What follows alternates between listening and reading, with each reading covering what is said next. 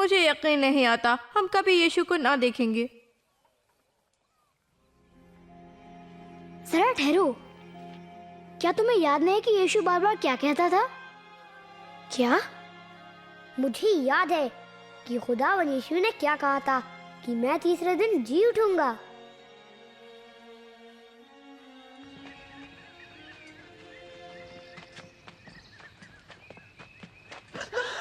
देखो, पत्थर लुढ़का पड़ा है।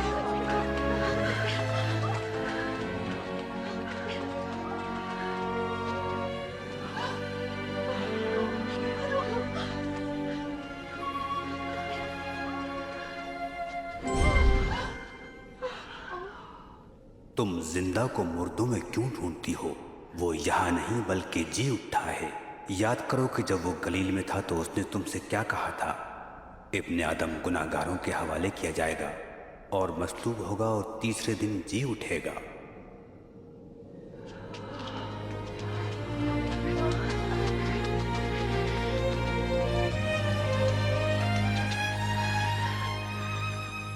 सुनो, पत्थर लुढ़का हुआ था। हम दाखिल हुई और खुदावंद का बदन गायब। गायब? क्या खुदावंद का बदन गायब था? और दो आदमी हम पर जाहिर हुए, फरिश्तों की मानंद, चमकते सफेद लिबास, और हमसे कहा, तुम जिंदों को मुर्दों में क्यों ढूंढती हो? ये सच है। इसका क्या मतलब हो सकता है? ये सच हो सकता है। हमने उन्हें देखा था। आप खुद जाकर देख ले, कब्र खाली थी और खुदाम जा चुके थे। पतरस, हमारा यकीन करो।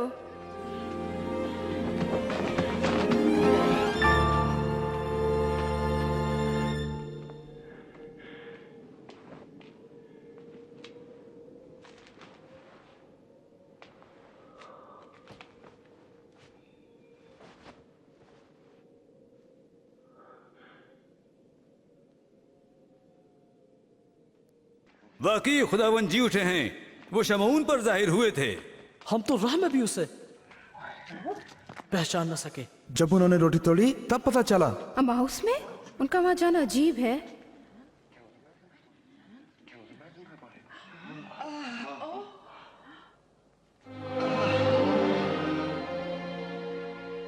तुम्हारी सलामती हो।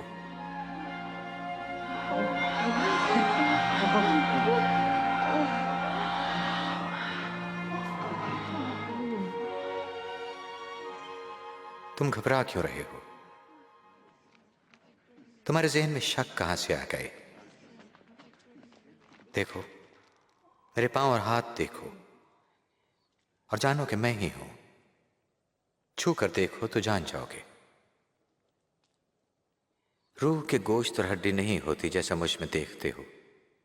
ये मेरी वो बातें हैं जो मैंने तुमसे उस वक्त कही जब मैं तुम्हारे साथ था, कि हर एक बात जो मेरे मुताल्लिक मूसा के तौरात, नबियों के सहाइफ और ज़बूर में लिखी गई पूरी हो। इनमें यूं लिखा है, जरूर है कि मसीह दुख उठाए और तीसरे दिन मुर्दों में से जी उठे, और उसके नाम से तमाम कौमों में तौबा की और गुनाहों की माफ़ी की मनादी की जाएगी। इब्तिदा यरूशलेम से होगी। जब कैलेब ने मुझे बताया यीशु खुदा का बेटा है, मैंने नहीं माना। फिर मैंने यीशु को मौजज़े करते देखा और उन्हें खुदा के प्यार के बारे में बताते हुए सुना। मैंने देखा उन्होंने यीशु को कैसे सताया, उन्हें बुरी तरह पीटा और कीले ठोकर क्रूस पर चढ़ाया और मरते हुए देखा। फिर उनकी लाश उतारकर ले जाते हुए देखा। पर कभी यह नहीं सोचा था कि मैं यीशु का फिर दीदार करूंगा। लेकिन एक हैरत अंगेज वाकया हुआ। खुदा की बात सच हुई। उन्होंने वादा किया था कि यीशु को फिर जिंदा करेंगे और कहा था कि अगर हम माने कि यीशु खुदा के बेटे हैं, हमारे लिए मरे, तो हम उनके साथ हमेशा जिंदा रहेंगे। मैं बहुत खुश हूँ। यही तो मैं चाहता था। और वो कितना अजीम वाकया है, और ये सच है।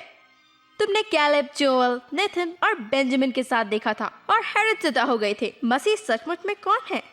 आपने देखा और सुना कि मैंने कैसे यीशु को खुदा माना। मैंने यीशु को कबूल किया। अब वक्त है कि आप भी फैसला करें। क्या आप अब यीशु से माफ़ी तलब करेंगे?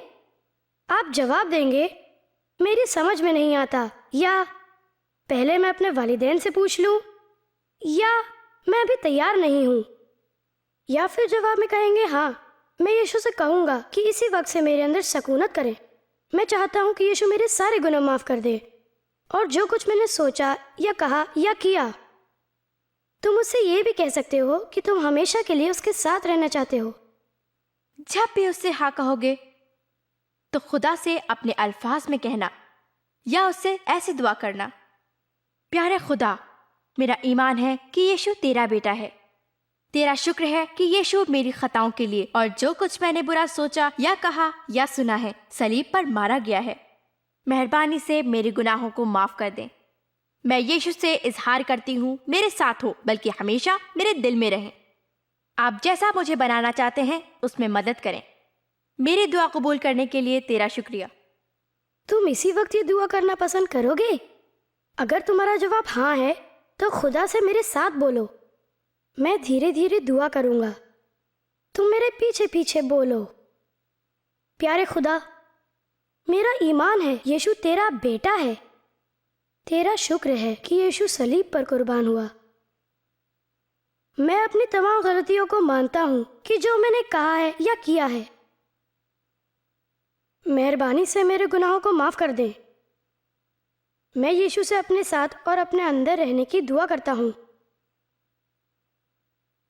मुझे आप अपनी मर्जी के मुताबिक बनने के लिए मदद करें। मेरी दुआ कबूल करने के लिए शुक्रिया। आमीन। आप खुदा के वादे पर ईमान रखो कि वो तुमसे मोहब्बत करता है, माफ करता है और तुम्हारे अंदर हमेशा रहेगा। अगर तुमने ये दुआ की है तो अपने वालिद और वालिदा को बताइए और अपने दोस्तों को भी बताइए। ये अच्छी खुशखबरी है। तुम अपनी जिंदगी के बड़े कामों में से एक काम को अंजाम दे रहे हो। ये नई दोस्ती यीशु और उसके वालिद खुदा के साथ है। खुदा को समझने और ज्यादा मोहब्बत करने के लिए 4 बातें हैं। रोजाना खुदा का कलाम बाइबल पढ़िए।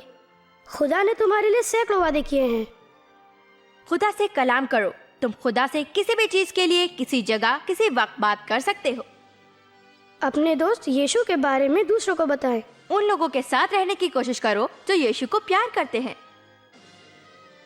आपको यीशु की सच्ची कहानी बताने के लिए हमें ये वक्त मिला। अब तुम्हारी बारी है। जाओ अपने दोस्तों को बताओ।